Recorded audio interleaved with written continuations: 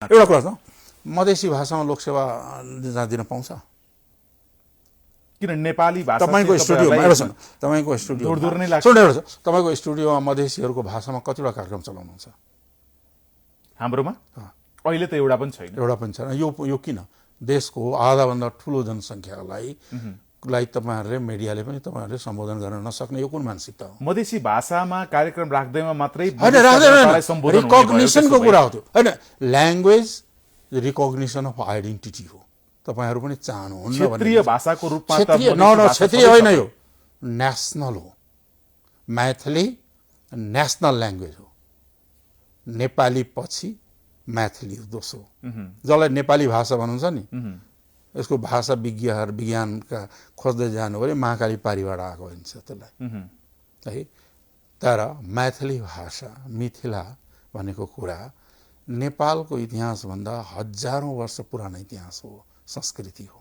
त्यसलाई तपाईले क्षेत्रीय भन्दिने, हैन?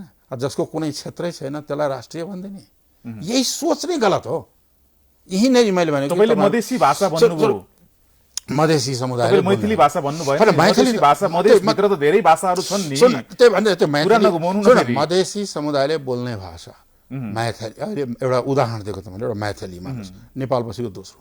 एक जमानामा काठमाडौँ भ्यालीमा मैथिली भाषा मान्य भाषा थियो।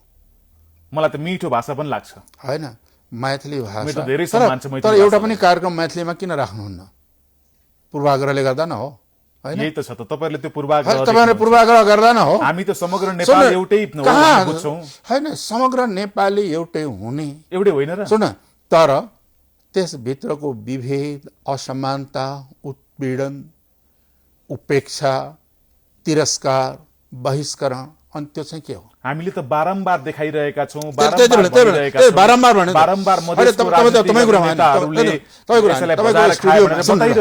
तपाईको सञ्चार माध्यमले किन मैथिलीमा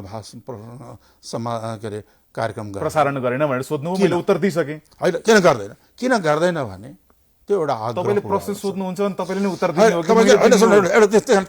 किनभने तपाईको प्रश्न नै एकदम आग्रह, पूर्वाग्रह, घोचपेच अनि ह्युमिलेसन गर्ने खालका प्रवृत्तिबाट प्रेरित भएर आएपछि भनेको हो।